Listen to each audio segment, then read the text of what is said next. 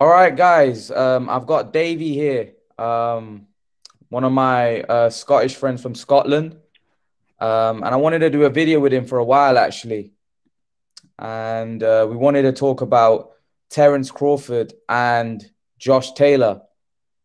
Obviously, Terence Crawford's been linked with Jose Zepeda in October, but Bob Arum said that Josh Taylor's going to fight Catterall in November, and there's a good chance that he'll fight Terence Crawford at the early part of 2022. Firstly, Davey, I wanted to get your opinion on Josh Taylor and him becoming undisputed at 140. What did you make of it? What did you make of the fights? What did you make of his run at 140 so far? He's only watched 140s. I mean, he's not really got anything to do at all, really, left. Obviously, the win was absolutely amazing. It's a shame he never get the coverage that he deserved back here in the UK. Apparently, I seen an interview with him on YouTube a couple of days ago, and he said that Top Rank had done an amazing job over in the States. Apparently, it was massive over there. Top Rank done it over there, but I don't know why it never came as far as getting showed over here live in some sort of platform. The fight, again, I know it's kind of relevant to go to winning that, but I think both accounts were a wee bit long, to be fair. But again, that's irrelevant. But the fight was really good. Ramirez got him with some good shots. And good solid fighter, Ramirez as well, a good established champion. The thing where I think he showed a wee bit, I wouldn't say amateur style, that would be a bit an insult to Ramirez, but he shouldn't have expected the referee to just come in, because he was used to, obviously Josh is an inside fighter, and he was used to the referee tapping and getting them out and stuff like that. And I think because they were in the clinch, he expected that. And as Taylor said after the fight, he never got any tap on the shoulder. He took one step back, and we all know what happened after that. It was a cracking uppercut. It was a great win. Good to put Scotland on the map again. And obviously the UK as a whole, and everybody's got behind Josh for the UK as well. He's got some fan base in the UK. He's absolutely doing well. Yeah, I agree. Davey, can you do me a favor? You know your camera, is it your phone that you're using? My phone, mate. Yeah, would you be able to put it stable so then your camera, because your camera is moving? Hold on.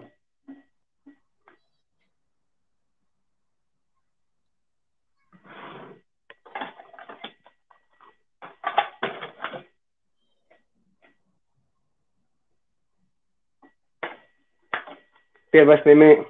Yeah, no worries, no worries, no worries. Take your time. That better? Yeah, that's better. That's better, mate. That's better. Yeah, so obviously he had a good run. He's obviously undisputed now at 140. Bob Arum said that he's not gonna fight Terence Crawford next. Obviously, Terence Crawford seems he can't get he can't get anyone to fight. It looks like he might be fighting Jose Zepeda. Yeah, and Josh Taylor's gonna fight Jack Catterall. Yeah, Sorry? yeah. What do you no, make you of go, that? you go. What do you make of that fight? Josh Taylor v Jack Catterall. Catterall, it'll be a massive fight. Like, I mean, it could fill up. Wouldn't be mad stadium level, I don't think, but it could definitely bring Edinburgh Castle. They could fill the bit in there. And I think it would be good for as Josh always says, it's Scotland, England, and there'll be a lot of fans, and it's a homecoming fight as well. But I've just seen it being one-sided with Catterall, to be fair. I think Catterall, if I'm right, I think he stepped aside to let Josh get the undisputed on the basis that he gets to win. To fight the winner. But I think Catterall's obviously going to come, and he's going to put everything into it, of course. I mean, anything can happen in boxing, we all know that. I'm looking forward to that fight, but I also seen that Crawford, believe it or not, it's on YouTube, he'd said, no, Crawford, sorry, Taylor, he'd said he's willing, if he could get the Crawford fight next, he would be willing to vacate and fight Crawford next. All right, okay. Instead of Catterall, but obviously I don't think that is too quick. There's things in place, but I think we'll probably talk about that next anyway. The Crawford fight. Yeah, I personally said this to someone the other day as well. I said if Taylor can get the Crawford fight next, then maybe he'd be willing to vacate his belts. Aye. But I don't know whether it's a case where he's kind of like given Jack Catterall his word, because it would be harsh on Jack to be honest, if I was Catterall, right, I wouldn't mind him vacating, because although The he belts won't are free. to fight for the undisputed, the chances of him beating Josh Taylor is very unlikely. Yep. So he probably won't become world champion. And then if the belts get scattered, right, and the others pick up the world championship belts, will Jack Catterall become world champion? I just think it's a lot easier if for Catterall to become a world champion if the belts become scattered, because the chances are he'll fight somebody that is more winnable than Taylor. If he fights someone like Regis Prograis, then you'd say that he probably doesn't win. Maybe he's not. Maybe Catterall's not confident that he can win against Prograis or against the other guys out there, a top 140 pounder. So he's thinking, I'm going to get a good payday against Taylor. And it's also for an undisputed. It's for undisputed. It's for all the belts. Whereas if it belts scattered, then it'll just be for one belt. So I can see where he's coming from as well. Yeah, and also again, if he vacates the belts, as you say, sorry, if he doesn't vacate when he fights Josh, I mean, if he gets beat, he's going to lose that ranking place as well. You know what I mean? Is he going to be able to go straight back in for another chance once it's vacated? We don't know. He could have to build up a wee bit again. Yeah, he's in a good position. He's got the money. He's got the chance. He's obviously always got a chance to win the belts. I mean, and the money's there. So I agree with you on that point, mate. So I want to now move on to Terence Crawford, and Bob Arum looks like that fight's going to happen next. It looks like that fight could happen next year between Crawford and Taylor. Davey, you've probably seen my videos about Terence Crawford and how highly I rate Terence Crawford. I don't think he gets his just credit, because people think that his opponents are either guys that are past their best or fighters that are not that great. But I think the way he dismantles everybody shows that the guy's a special fighter. And obviously, you probably saw him fight Ricky Burns, and he came to the UK at the time and outclassed Ricky Burns. And I know you said something about Ricky Burns not getting the credit either, being a freeweight world champion. Terence Crawford came to the UK and outclassed Ricky Burns. I remember watching that fight. That was a great performance by Crawford. What do you make of Terence Crawford before we actually analyze the fight? What do you think of Terence Crawford? I own the fight with Burns. Believe it or not, I knew very, very little of Terence Crawford. I expected Ricky Burns to sail right through him. I didn't know enough about the guy. So when he beat, I mean, he didn't just beat him. He totally outclassed. Burns couldn't get near him. And I think Burns was actually surprised in himself for losing that fight, because I remember after it, you could just tell in his post-fight interviews and stuff, he was heavy. I think he thought everybody was just going to diss him because nobody from Scotland or whatever knew who this big Terence Crawford guy was. But looking at Crawford's resume as well, I mean, he's got TKO win against Book, a TKO win against Khan, wins against they were finished though, Davey, man. They were past it. Let's be honest. Yeah, well, that's true. But he's good. What I like about Crawford is his boxing style as well. I mean, he likes to fight at range, doesn't he? Yeah, he fights at range. But he's also a bit of a kind of straight line fighter. He's always got his shoulders bent, facing towards his leg. He's always got that hip movement. He's just a classic fighter to watch. I think his style. You know how he switches from orthodox to southpaw. Yeah, that's and you know when he gets into that southpaw stance, he becomes a monster. Like he becomes. You know when he goes into that southpaw stance, he's coming to do some damage. Aye. I remember when he fought Amir Khan. Like I said, even though he was past his best, I remember watching that fight. He was in the orthodox stance, right? Yep. And then when he got into the southpaw stance, then he started doing a lot of damage. Do you see what I mean? Started hitting him with a lot of shots in the body. The way he switches and he does it so, during a fight, he does it so what's the word I'm looking for? He does it so like He does it he does it with ease. He just does it. It's like it just comes naturally to him. Do you know what I mean? He doesn't need to put any effort into it. He's switching. No. He just does it like it's every day. It's like it's just a special fighter, a special talent. Terence Crawford. He doesn't probably a bit like Josh Taylor. Doesn't really get the credit, of what he's achieved. 3-weight world champion, and he's undisputed at 140. What do you make of the fact that, they say that Terence Crawford's run at 140 isn't as impressive as Taylor's? Taylor's is better. What do you make of that? Well, it's to me, it goes with what do you call that word? The talent in each division. I mean, the talent in the light welterweight, I mean, you can never take... I'm a massive Josh Taylor fan, so I'm not taking any... I'm just here to talk about boxing in general, like analyse the fight. Yeah. Taylor, I mean, he's had 18 fights, obviously undefeated. He's on a great win now. But the opponent, I think we spoke about this in one of your lives before, like, on the jump from light welterweight to welterweight, and even just in the talent, it's totally... It's incomparable, really, but it's... so I don't agree with that comment of it. He's run his name is impressive, but again, you've got to go with what's in your division. I think this is why Taylor's want to come up. And he also said, I seen he'd said as well about Lopez has been calling him out. He said he said Lopez wasn't even on his radar. He's thinking about getting up, and you know what I mean. So your point. Sorry about that. Do you think Josh Taylor beats Teofimo Lopez? At the moment, looking at the both of them, I'd say they're all based on a high. Lopez is getting near enough all the belts. Obviously, we know Josh is undisputed. He's roughly the same amount of fights. Is that right? I think Lopez a few less probably. I think a few less.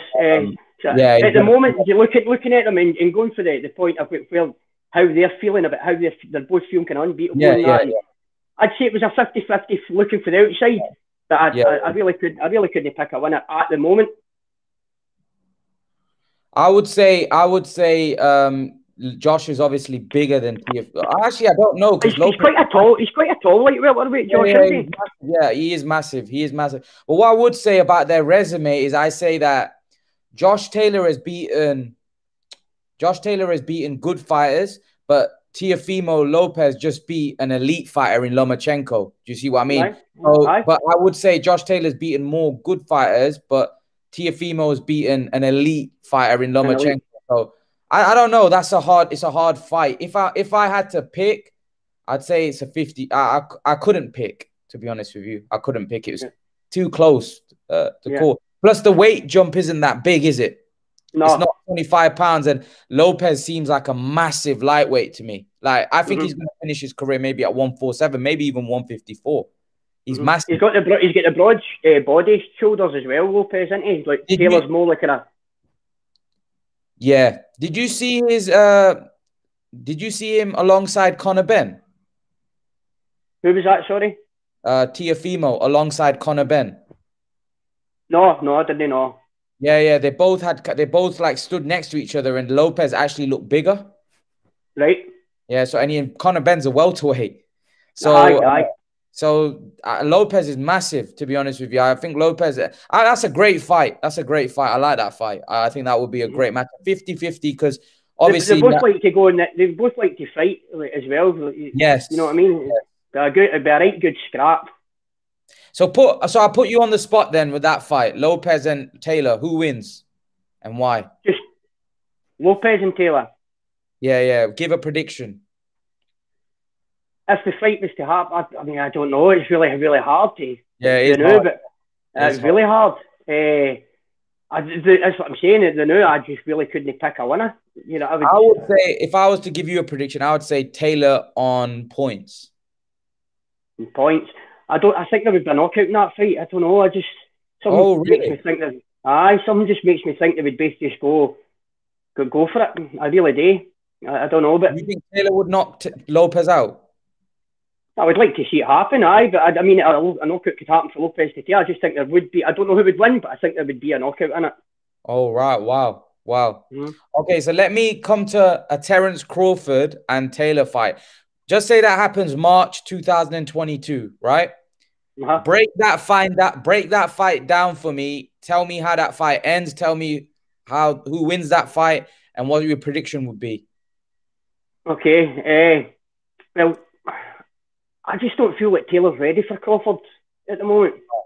Yeah, I think I don't think he's ready for Crawford at the moment. I think that would be a massive achievement, obviously, if he could pull that one off. But yeah, I'd have Davey. You know what? I respect your honesty there. I respect even your honesty about Lopez, because I actually think you could have easily picked Taylor there. I would actually pick Taylor on points against Lopez, but against Crawford, if you want my prediction before you get into yours, I actually think Crawford would stop Taylor in about. I don't think anyone. I think apart from Spence, I don't think anyone can beat Crawford. I think Spence is the only guy at welterweight. I think he beats everyone else quite comfortably, to be honest. That's what I would. It must be quite really easy if you're in Taylor's position and you became undisputed and you're on this buzz. It must be very easy to be blinded with what's in front of you. You must just think like nobody's going to beat me. You know what I mean? I'm unbeatable. It's easy to. And most fighters, when they're at that level, as soon as they've got the titles, they all say it. They're all like, nobody's going to beat me. That's it. Yeah, I'm top of the world. Take my hat off to him. He should feel like that. You know what I mean? Yeah. I mean, any boxer would be silly to look at any opponent and say he's going to beat me. They've all got to think they're going to win. You know what I mean? But I don't know if Taylor could I don't even think Taylor could get in the head of Crawford the way that he's quite good at doing. You know how in fight week he usually gets in the head of the opponent. Oh yeah. I don't know if Crawford could even. I think he's too. I don't know. I just think he's got that mindset on him. It's the fighter's mindset. I don't think any of that's irrelevant to him. But what was the question you said just at the end? Oh, I said how would you see that fight going? Just a quick one before you give your prediction. I actually think Taylor was to do that, Davey. It actually backfire. Aye, it could possibly. Aye. Yeah, because you know Crawford's the type of guy. Did you see his fight against Benavidez? I did. Aye. Mm-hmm. He's the type of guy where he's like a silent killer. Like he wants to. When someone gets into his face, it kind of motivates him. Look at Brook, for example.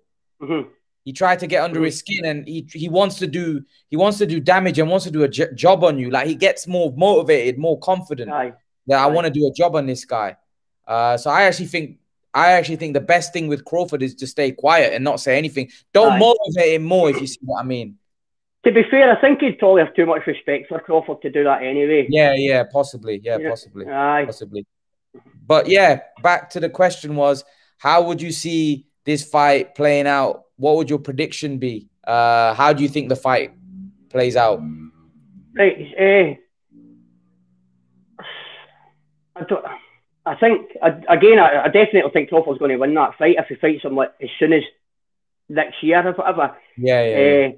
But a knockout, I don't know because I don't think Taylor will be silly. I think he's too intelligent in the boxing brain to leave himself open for that kind of shot. It would be hard for everybody knows Taylor likes an inside fight.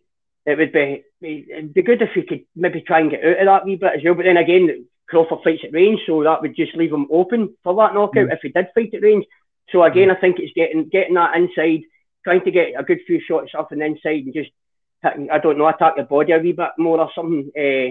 But an inside fight for Taylor, definitely. But if he gives Crawford that range, Crawford could land that good shot, get into that southpaw style we were talking about. It could be dangerous for Taylor. The other thing was, when I say knockout, I mean like Crawford stopped so far everyone that he's fought at welterweight. He's literally obliterated them. So that's why I say, and Taylor's not fought at 147, so we don't know what he's going to be like. Like we said, the golfing class from 140 to 147 is so big. It's so big that I just don't know. Because honestly, Davey, I don't even know if Taylor would be. Would he be? Have you heard of Jaron Boots Ennis? Garen Buchanan, no, I've not heard of him. Not. Yeah, he's an up and coming. Like he's apparently, and the Americans think this guy's the next, Right. you The know, next big. yeah, next big thing. Like even someone like, okay, you must have heard of Virgil Ortiz. Aye, Ortiz, aye, yep. Yeah. I don't even know if he wins against like, do you know what I mean? That would be a tough fight because that's what I mean. The prospects in that division could give Taylor a good fight. Aye. Yeah, exactly. Like for example, you know, Jose Ramirez stopped Hooker, right? And Ortiz destroyed Hooker as well. Aye, aye. Yeah, so that's what I'm saying. I just don't know. I just don't know. I just don't know. I would like to see Taylor and Prograis going for it again. That would be a good fight. Aye, it was really close. I gave Taylor the win anyway, but I think it was really, really close. It was a good fight. Oh yeah, that was very close. Yeah. So I'm not want to go off track of your Crawford comment, mate. No. That's a good shout. That's a good shout. So basically, what you're saying is that you don't think you think Terence Crawford would beat Josh Taylor. I think he would beat him. If Taylor gives him the range, then he could get knocked out. But if he doesn't give him the range and he keeps to his inside fight plans and manages to pull it off, then it could be a point win to Crawford. But I think it could. I mean, it's boxing, isn't it? It could go anyway. Yeah, anything can happen. Anything can happen. Yeah. We've seen Crawford hurt before, so there's nothing to say. We've seen him hurt before, but we've seen him recover as well. Like he recovers so fast. So if I put you on the spot, lastly, okay, how would you predict? What would be your prediction then? Like if I was to say, do you think it's a points win for Crawford, knockout, or could Taylor shock and pull it off? I go for a Crawford win in points. Crawford win on points. Fair enough. Yep. Fair enough. That's a sound prediction. By the way, guys, you got to give David credit because David's a proud Scotsman, and he could have easily picked, he could have easily picked Taylor to beat Lopez and to beat Crawford.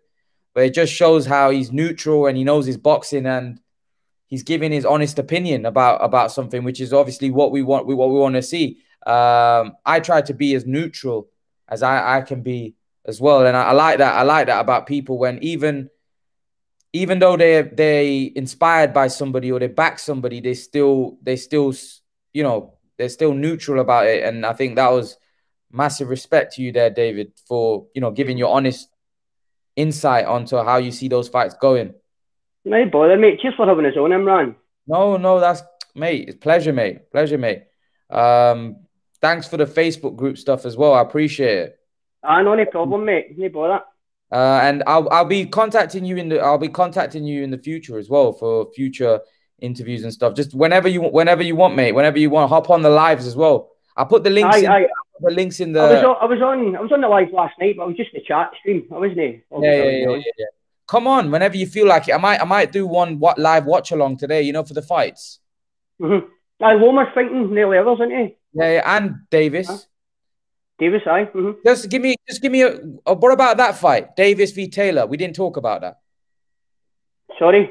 Davis, Gervonta Tank v Tank.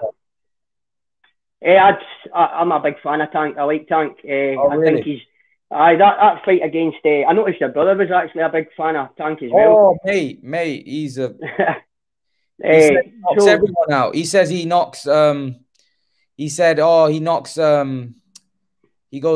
Taylor out. Oh, he knocks Prime Khan out. Oh, he knocks Teofimo out. He knocks, like he said, if he knocks Barry Osar and looks sensational tonight, then I think he beats everyone. Which I'm not that big a fan of Tank. I think they're picking and choosing his fights. I think they're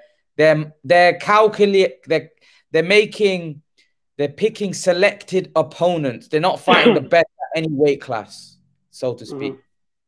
So I don't think Taylor, no. I'm going by the Santa Cruz fight. I know Santa Cruz was a bit smaller, was he? Yeah, a bit smaller. Well, don't know. I think it's a good fight, but I think Tank will win that one. Which one? The Taylor fight. Taylor. Oh, you think he beats Taylor? Maybe. Maybe.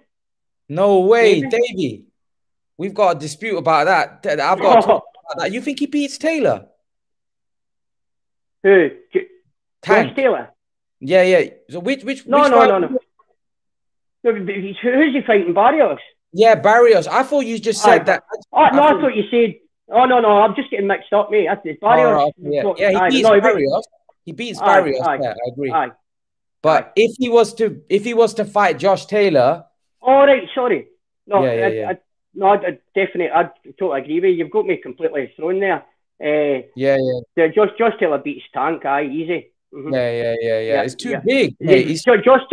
Josh Taylor's too intelligent as well. Tank likes to go in and try and get big shots off. You know what I mean? Taylor's too good for that. He just dancing about him, I think, and Taylor could even knock him out. Yeah, Tank's what, 5'4", 5'3"? 5'4", 5'4", I think. Yeah, so Taylor's what, 5'10"? Even Ricky Hatton was 5'5" or something. I mean, they're all small down there, aren't they? Yeah. I mean, Taylor is big. You know what I mean? He is big. Yeah. So that's to me, nah. That's too small. Taylor's too big. He's too big for Gervonta Davis. But I do like that Lopez fight though. I think that's a tough fight. Lopez, aye. Yeah. Lopez is a good fight. That's a good fight. But yeah, Davey, I appreciate all your thoughts on today. I really appreciate it. I'm gonna put this up actually. I'm gonna probably put this up right after now.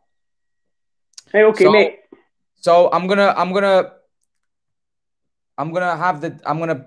put your opinions in the titles, like what you thought would happen, right? In the fight, in the your predictions and stuff. But yeah, I appreciate having you. I appreciate you having you on. It's great. It's great. Cheers, mate. Cheers again. Speak to you soon, mate. I'll speak to you soon. Take care. Cheers, mate. Bye.